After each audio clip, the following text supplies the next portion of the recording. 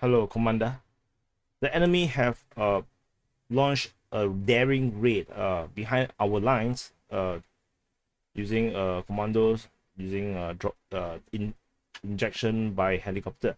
So our current reconnaissance have discovered that they are around the location of the like button. So Commander, it's up to you now.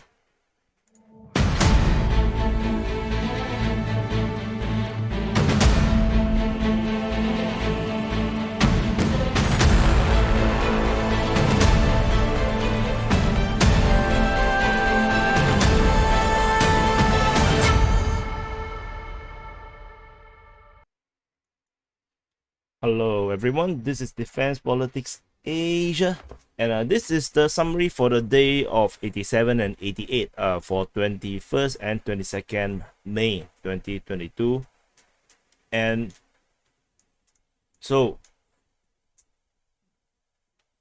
it seems like there is not a lot of things that had happened, and yet there seems to have a lot of things that had happened. I just said nothing. So let's start off with missile strikes. So the Russia has struck the Malin railway station. I have previously reported this, but this is actually a corroboration report, because the previous one I actually reported based on intel from open source, and this is actually the official report from the Ministry of Defense of Russia. They said that they had used sea-based caliber missiles, and then they actually destroyed large batches of weapons and military equipment delivered from the Western countries for the Ukrainian troops in Donbass. So how do they know that it's large batch, and how do they know that it's going for Donbass? I have no idea. So because couldn't they just leave it in Kiev? So anyway, this also just shows how far the equipments have to go. From Poland, they have to travel all the way to the Eastern Front. It's actually a very, very long way. All along the way, they can run the risk of getting destroyed. So it's not really an enviable undertaking, So, okay, cross-border shelling. The Ukrainians have reported over 5 different locations that were shelled by the Russian side. On the Chernihiv side, is it Chernihiv? Okay, it's actually in the border between Chernihiv and Sumy. So there is a cross-border. There's shelling reported at Gremyard, Boravi, Utsya, and this is further in the north. And there's shelling reported at Bunyakine, as well as Boyairo Lezache. So the kind of shelling is definitely concerning for the Ukrainian forces, I feel, because we are not so sure what exactly they are shelling. But if they are shelling fortifications, defenses, bunkers, then the Ukrainian forces should be really worried, because that means there could be a second incursion into Sumy, Chernihiv, and Kiev region, so to reopen the northern front. And it's really also quite difficult to defend, because it's rather a large front all around. So let's see how this develop.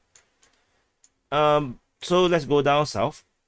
There is no updates on the Odessa front. There's actually some updates on the Mykolaiv Front. So according to Russian, according to the Russian sources, they say that the Ukrainians are now preparing a counteroffensive.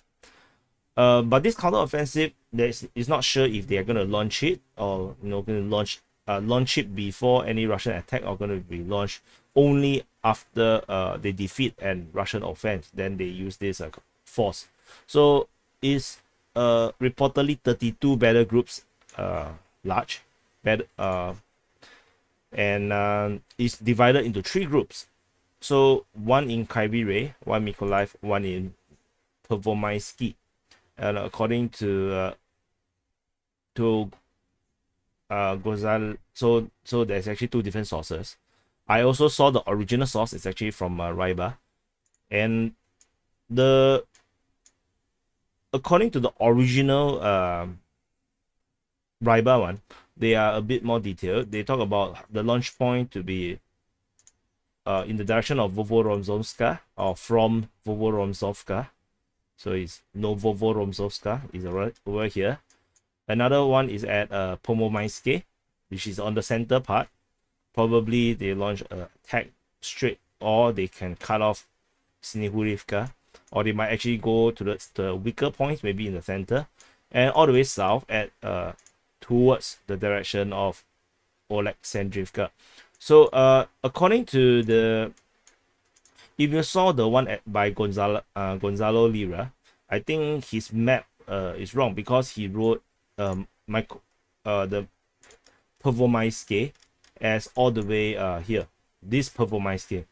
I don't think it's this one because the original source, the Ryba, actually mentioned only Kharkiv Mykolaiv. It's not really somewhere there. If it's going to be somewhere there, then this thing will be moot. It will be like pointless. So it's actually this Pervomaisky. So this is probably missed out by Gonzalo. How do you pronounce his name? Sorry, and Gonzalo Lira. So he placed this all the way there. So, and he placed the Oleksandrivka at actually here. He placed it here, Oleksandrivka, instead of this one. I don't think it makes sense to put here to launch a counter-offensive across your own territory. So, I might as well just show you. Okay, so if you look at his map, he put one at here, Pomomaisky, and one at Oleksandrivka, which is here, to push down. And I just read the location differently. My reading is here. It's just next to the border. And because the front line here, this is Oleksandrivka, so the Ukrainian forces might be actually around Limani and Lupariv, and then they push towards Oleksandrivka.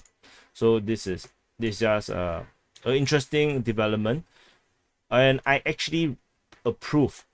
If you ask me, if I actually approve of this operation, should they actually do it? But now they are being called out. They might actually cancel the entire thing. So do note that every time your secret information is leaked, then you might not want to do it because then the Russians will be prepared for you. But attacking here might be a good way to draw Russian forces and make them have their own supply chain problem to go from the east to the west. And having a strong force will allow you to capture all the land north of this river, north of the Dnipro river, and is a lot more defendable all the way if you just need to defend Kherson and as well as Novakhovka, the crossing over here. Whether the Ukrainians will be able to pull off such an operation is another question altogether. Moving on to the Zaporizhzhia line, the Russians have captured it's the Ukrainians that had announced that they have captured Novopil. I have never mentioned Novopil to be captured by the Russian forces. In fact, this name have never appeared until this series of tweet that went viral. They say that I'm not sure why they need to add the Azov, but so it's the territorial defense and of the 98th Brigade of the territorial defense. Somehow there's so the Azov Dnipro reports this. So I'm not sure how do I read this thing anyway. Is it a Azov battalion or is it a territorial defense, or maybe it's both? So they have liberated the village of Novopil, which is this one, and they say of course Russians will always suffer significant losses.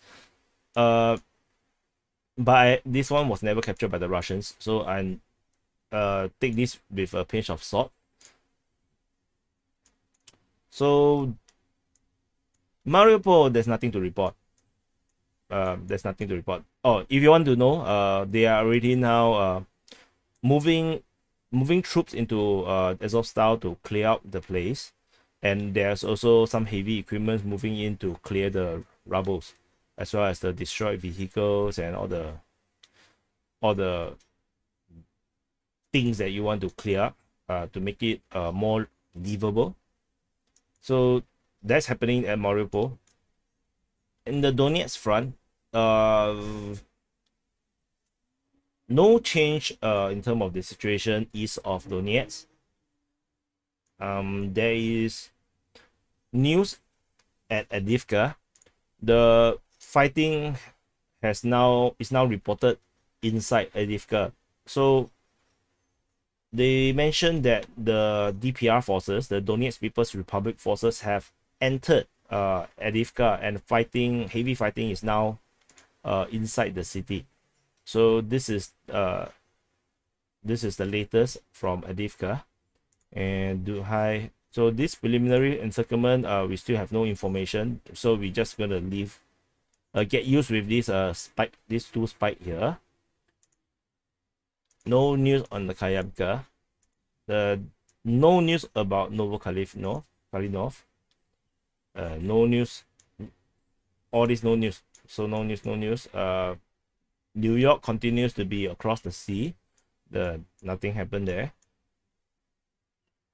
And that's it for the Donetsk front. So coming to the Popasna front, or the Horsehead front, or some people say it's the moose. It looks like a horse to me, with a mohawk. Anyway, at this front, there is actually not much of development actually over the past 2 days, except that we can confirm that fighting is now at Vasilivka, and according to the Zaporizhzhia Regional Military Administration, they say that the Russian forces now outnumbers the defenders at Vasilivka. So, and this number continues to grow at Vasilivka. So there is this massing of troops around here to, they're going to make a major push. And I believe it's because they want to capture the road. This is the major supply route. And this is actually some hilly area. It looks rather hilly. I haven't checked the relief map yet. Can we change to a relief map? Let's see. Whoops. God, no. Why did I press? Sorry. 404. Okay, moving back to the horse. Okay, base map. Yeah, so you can see the road is not very clear. It might not be very clear to you. So at the head of the entire nose area, the head, all the way until above the eyes, is actually a hill ridge, entire hill ridge. So this might be not bad. And above Vasilivka, which is actually where we are supposed to be talking about, is very hilly. There's a river running through in the middle. So Nahilne seems to be on top of a hill of sort. So Vasilivka is somewhere maybe at the bottom of the hill. So maybe the fighting now is actually trying to fight up the hill to get some vantage point. So I wouldn't be surprised there is actually another push south to capture the southern hilly area, and this will give them some good advantage to attack the roads. So this not very clear. I have to apologize. I haven't checked the Google Earth to see what is it like. But usually the terrain here is so flat, even with the hill, it's not actually that obvious. So the information, otherwise everything remains more or less the same. So the gathering of troops simply suggests that maybe the major push is towards this direction to cut the road. Maybe because there's not really a lot of things here. It's mainly Mykolaiv here, and the next town is very far away, all the way near to Lysychansk. So these are the major ones that the Russians will need to capture, and maybe do this mini encirclement, destroy this force first, so that they can take all the military here and focus on Severodonetsk and Lysychansk. So I think that actually is more wiser. So the Ukrainians should be aware of that. So for those that are new, if you do not know what is all these black dots, if you have no idea how to access this map, firstly, the map is in the description. You can actually access it at defensepoliticsasia.com/Ukraine. So these are actually, because Zolote is actually 5 different villages together. So you have 1, 2, 3, 4, and 5. So it's actually 5 different towns or villages. So the only one of them is captured by the Russians or controlled by the Donetsk People's Republic. The main fighting is actually at Zolote 4. So this is where the major defenses and entrenchment by the Ukrainians are. So not sure about the fighting all the way in the north. I didn't see anything, and there isn't really much information about Husky as well. I think most of the phase of war here is mostly bombardment, probably waiting for these guys to finish their job. So at Luhansk front, the Russian forces have captured Ustinivka. So Ustinivka is this small little town here off the river, and this represents one of the last village before you reach Lysychansk. So Lysychansk is this major city here. There is actually another small village, small town of Bila Hora. No one mentioned anything about this as of now, and it's really hard to search information on this because there's Bila Hora seems to be some Spanish word or something, so, like some Spanish word. Then the result is just full of chatters. Moving further north, there is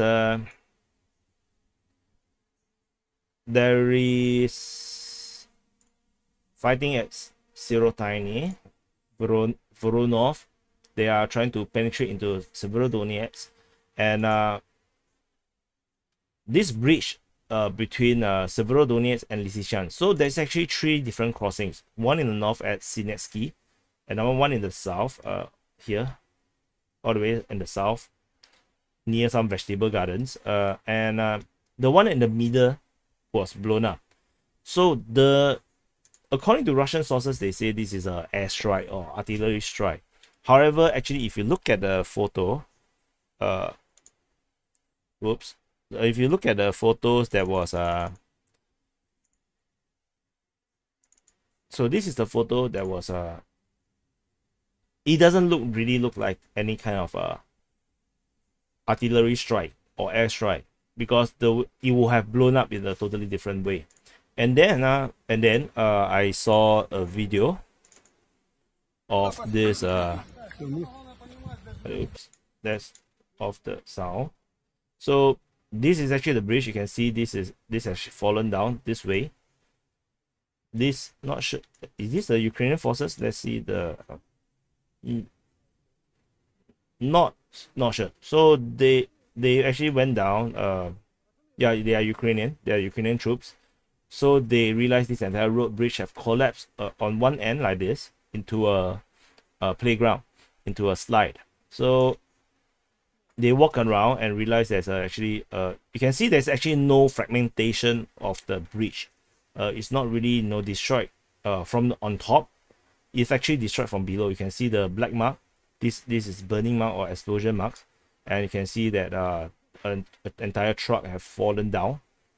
The crumbling part is here.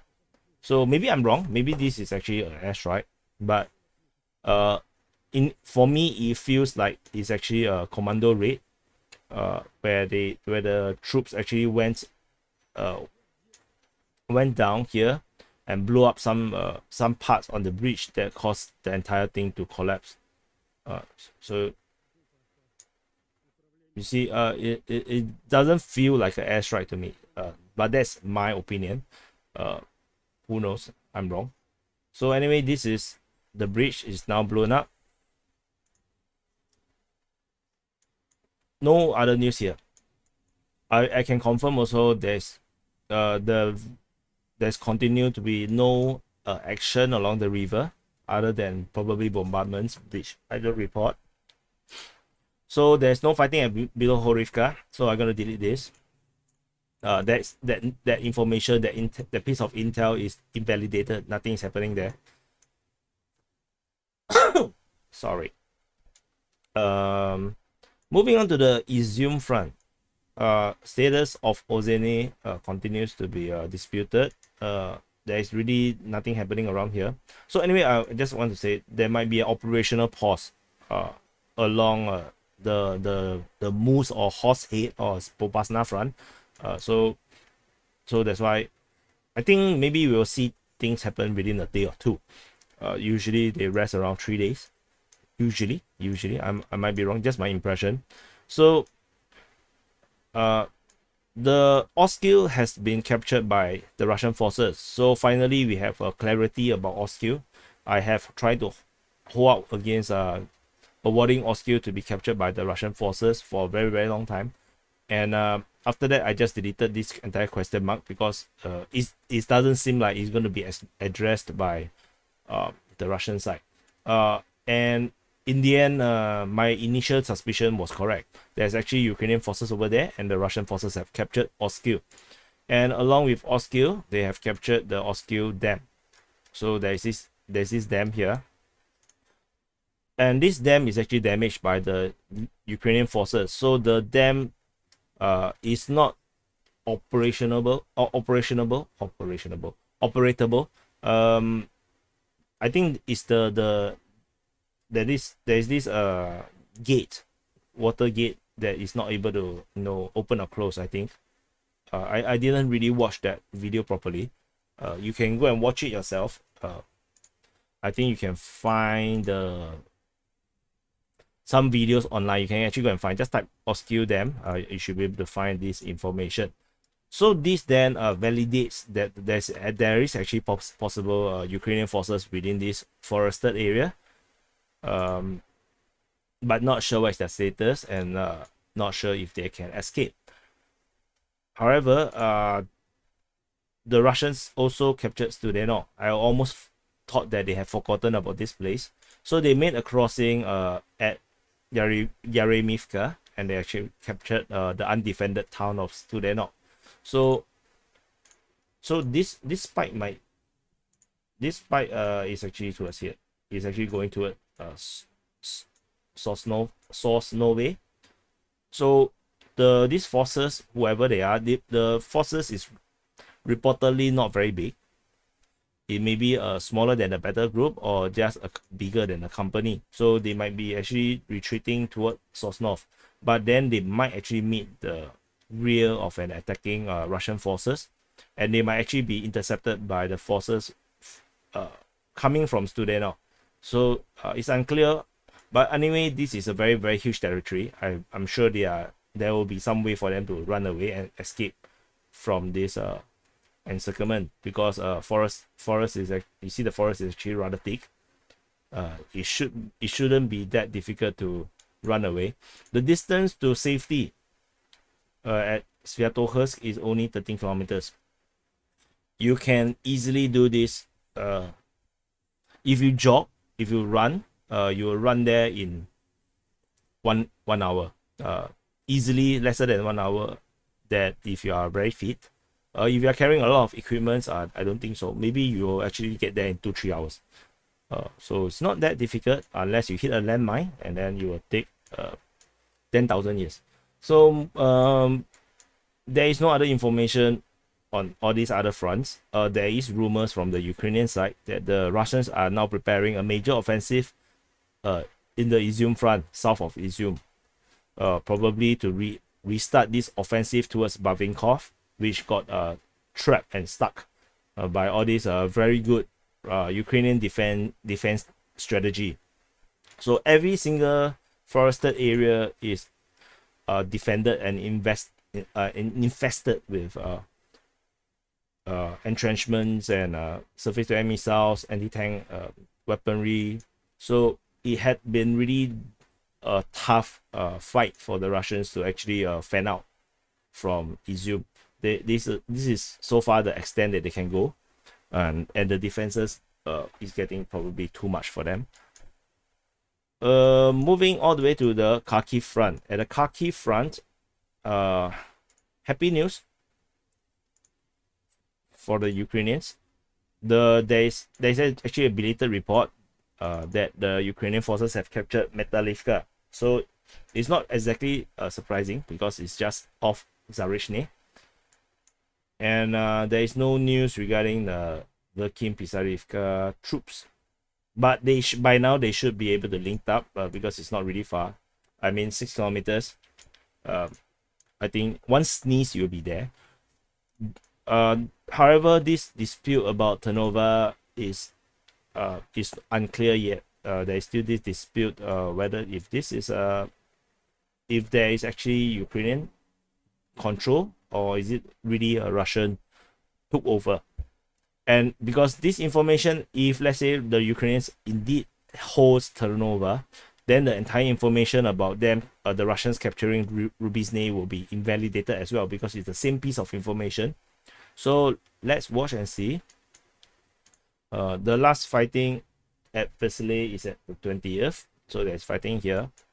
And there is no more other information here. I think I might have missed an aeroplane or two. Let me see. Okay, there's an aeroplane. There's a Sukhoi 25 shot down over Bilitske. So in the previous summary, I asked the question, is there still Ukrainian Air Force? And immediately the next report came out from the Ukrainian side is that they have 2 Sukhoi 25 that got shot down. So the Ukrainians still have an Air Force supporting their fight. So there's one here, and there's actually another one over here at Novo Oleksandrivka. So this one is in the Kherson area. So that means there is still military operation. There's still fighting in these two area. What else do I miss? I want to make sure that I didn't miss anything. Okay, so last thing. So now we are in a conspiracy territory now. There is information that went viral on Twitter that this particular tweet is by AZ Military One. There is actually 2 battalions of Polish troops reported by Wargonzor to be in Dnipro area, particularly at Pavlorad. So these troops are now being prepared to be sent to the Avdiivka front. So where is Avdiivka, you might ask? It's actually this almost encircled city.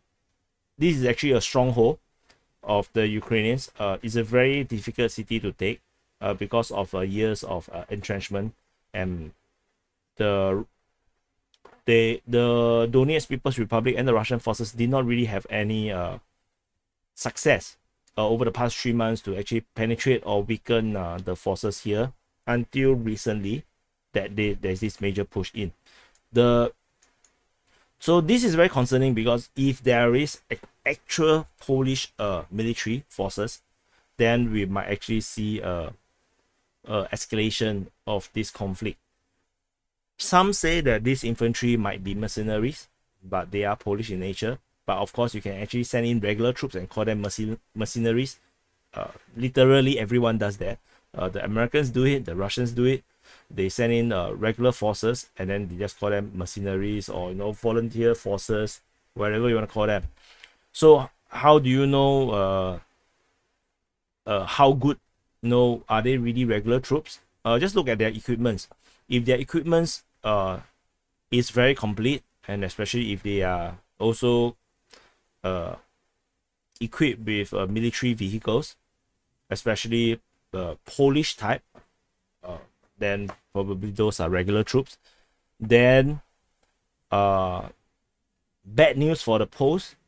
So according to the NATO Article 5, it will only trigger, that means the alliance a war upon Poland is a war upon the entire of NATO. So all NATO countries will be engaged into fighting the war. However, this is only if that the enemy strikes you first. That means you are actually the defender. The enemy attack you first, then the Article 5 will trigger, then everyone will come to your military aid. However, if this is true, and these troops are destroyed or fought or killed by the Russian forces, Article 5 cannot trigger. It can't. In fact, if under this situation, if they are proven to be Polish troops and Russia decided to bomb inside Poland, the NATO's Article 5 may not trigger, because this is a offensive move by Poland against Russia, and because of this, the Article 5 for the NATO might not trigger at all. The rest of the NATO country may just sorry, no, we are not going to be part of this this your own doing, and that might actually happen as well, because geopolitically speaking, Poland has been a kind of a bad boy within the European Union, and even within NATO, they are the odd one out. They are one of the only countries that have been fulfilling the 2%. I believe it's 2%, right, of the GDP spending on military every year. They're the only one. The rest are just chilling out and depending on the Americans, not the Poles. So this is not a good development. If Poland is not careful, and if Polish troops are captured, and I'm not sure what the Russians will do to them, in terms of, will they see them as foreign mercenaries, the foreign legions? That means they will not be awarded POW status. That means they'll only be seen as criminals, which then allows the Russians to do anything to them.